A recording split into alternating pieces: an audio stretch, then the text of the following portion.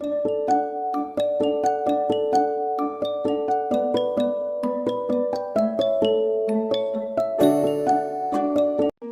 த Lord.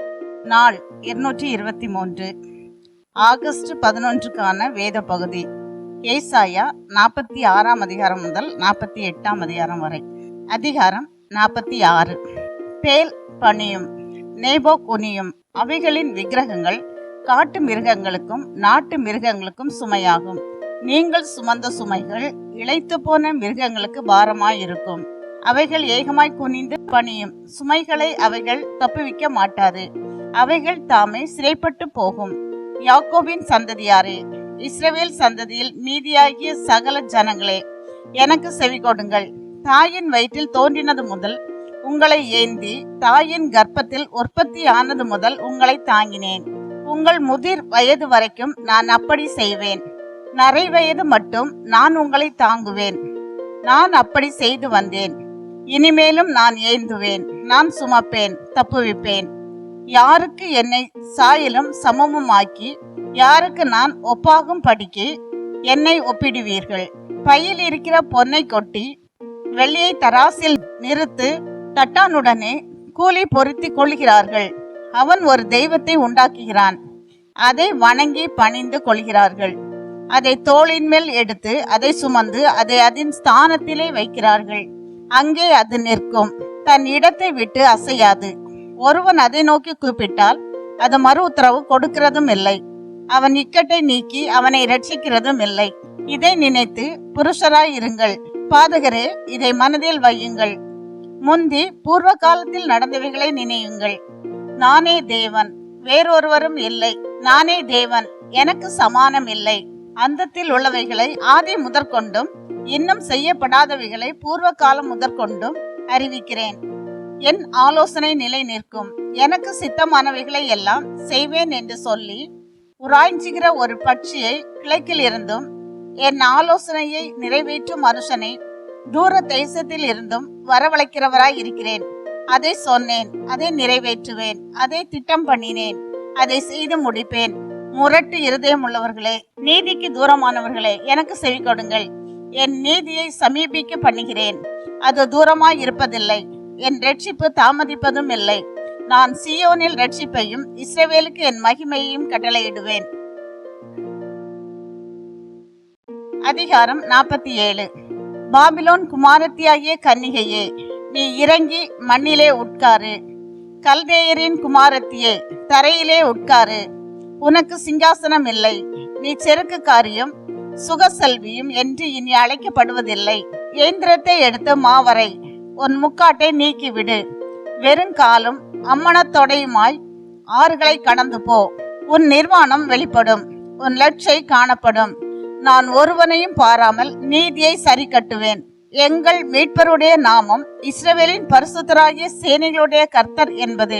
கல்தேயரின் குமாரத்தியே, நீ அந்தகாரத்துக்குள் பிரவேசித்து மௌனமாய் உட்காரு. இனி நீ ராஜ்யங்களின் நாயகி என்று அழைக்கப்படுவதில்லை. நான் என் ஜனத்தின் மேல் கடும் கோபமடைந்து என் சுதந்திரத்தை பரிசுத்த குலைச்சலாக்கி அவர்களை உன் கையில் ஒப்பு கொடுத்தேன். நீ அவர்கள் மேல் இரக்கம் வையாமல் முதிர் வயதுள்ளவர்களின் மேல் உன் நுகத்தை மகாபாரமாக்கி என்றென்றைக்கும் நாயகியாய் இருப்பேன் என்று சொல்லி இந்த காரியங்களை இதுவரைக்கும் உன் மனதிலே வையாமலும் அதன் முடிவை நினையாமலும் போனாய். இப்பொழுதும் சுகசெல்வியே, விசாரம் இல்லாமல் வாழ்கிறவளே, நான் தான், என்னை தவிர ஒருவரும் இல்லை. நான் விதவையாவதில்லை, நான் சந்தான சேதத்தை அறிவதில்லை என்று உன் இருதயத்தில் சொல்லுகிறவளே, நான் சொல்கிறதை கேள். சந்தான சேதமும் விதவை இருப்பும் ஆகிய இவ்விரண்டும் உனக்கு சடுதியாக ஒரே நாளில் வரும். உன் திரளான சூனியங்களின் நிமித்தமும் உன் வெகுவான ஸ்தம்பன வித்தைகளின் நிமித்தமும் அவைகள் பூரணமாய் உன்மேல் வரும். உன் துன்மார்க்கத்திலே நீ திட நம்பிக்கையாய் இருந்து என்னை பார்க்கிறவர் ஒருவரும் இல்லை என்றாய். உன் ஞானமும் உன் அறிவுமே உன்னை கெடுத்தது. நான் தான், என்னை தவிர ஒருவரும் இல்லை என்று உன் இருதயத்தில் எண்ணினாய். ஆகையால் தீங்கு உன்மேல் வரும். அது எங்கேயிருந்து உதித்ததென்று நீ அறியாய். விக்கினம் உன்மேல் வரும், நீ அதை நிவர்த்தியாக்க மாட்டாய். நீ அறியாதபடிக்கு சடுதியாய் உண்டாகும் பால் கடிப்பு உன்மேல் வரும். நீ உன் சிறுவயது முதல் பிரயாசப்பட்டு பழகி வருகிற உன் ஸ்தம்பன வித்தைகளையும் உன் திரளான சூனியங்களையும் நீ அனுசரித்து நெல். அவைகளால் உனக்கு பிரயோஜனம் உண்டோ, பலன் உண்டோ பார்ப்போம். உன் திரளான யோசனைகளினால் நீ இளைத்து போனாய்.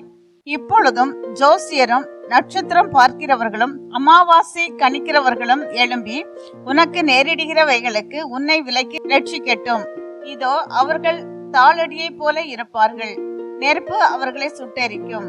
அவர்கள் தங்கள் பிராணனை அக்னி ஜுவாலையின் நின்று விடுவிப்பதில்லை.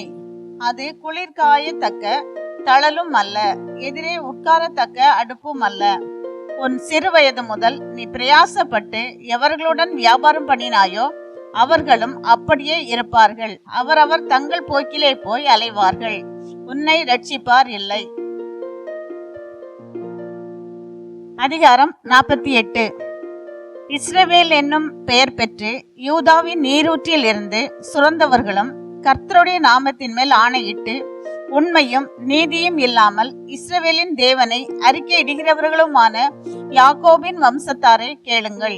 அவர்கள் தங்களை பரிசுத்த நகரத்தார் என்று சொல்லி சேனைகளின் கர்த்தர் என்னும் நாமமுள்ள இஸ்ரவேலின் தேவன் மேல் பற்றுதலாய் இருக்கிறார்கள். பூர்வ காலத்தில் நடந்தவைகளை ஆதி முதல் அறிவித்தேன். அவைகள் என் வாயிலிருந்து பிறந்தன. அவைகளை வெளிப்படுத்தினேன். அவைகளை சடிதியாய் செய்தேன். அவைகள் நடந்தன. நீ கடினமுள்ளவன் என்றும் உன் பிடரி நரம்பு இரும்பென்றும் உன் நெற்றி வெண்கலம் என்றும் அறிந்திருக்கிறேன். ஆகையால் என் விக்கிரகம் அவைகளை செய்ததென்றும் நான் செய்த சுரூபமும் நான் வார்ப்பித்த விக்கிரகமும் அவைகளை கட்டளையிட்டதென்றும் நீ சொல்லாதபடிக்கு நான் அவைகளை முன்னமே உனக்கு அறிவித்து அவைகள் வராததற்கு முன்னே உனக்கு வெளிப்படுத்தினேன். அவைகளை கேள்விப்பட்டாயே, அவைகளை எல்லாம் பார். இப்பொழுது நீங்களும் அவைகளை அறிவிக்கலாம் அல்லவோ? இது முதல் புதியவைகளானவைகளையும் நீ அறியாத மறைபொருளானவைகளையும் உனக்கு தெரிவிக்கிறேன். அவைகள் ஆதி முதற்கொண்டு அல்ல, இப்பொழுதே உண்டாக்கப்பட்டன. இதோ அவைகளை அறிவேன் என்று நீ சொல்லாதபடிக்கு என் நாட்களுக்கு முன்னே நீ அவைகளை கேள்விப்படவில்லை. நீ கேள்விப்படவும் இல்லை, அறியவும் இல்லை. ஆதி முதல் உன் செவி திறந்திருக்கவும் இல்லை. நீ துரோகம் பண்ணுவாய் என்பதையும் தாயின் கர்ப்பம் தொடங்கி நீ மீறுகிறவன் என்று பெயர் பெற்றதையும் அறிந்திருக்கிறேன். என் நாமத்தின் நிமித்தம் என் கோபத்தை நிறுத்தி வைத்தேன்.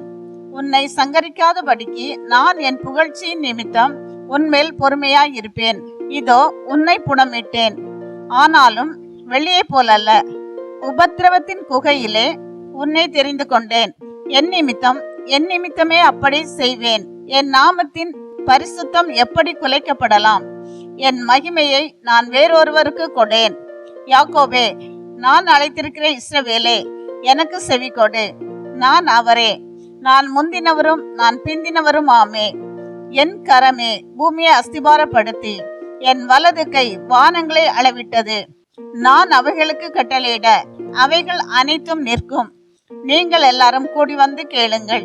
கர்த்தருக்கு பிரியமானவன் அவருக்கு சித்தமானதை பாபிலோனில் செய்வான். அவன் புயம் கல்தேயரின் மேல் இருக்கும் என்பதை இவர்களில் அறிவித்தவன் யார்?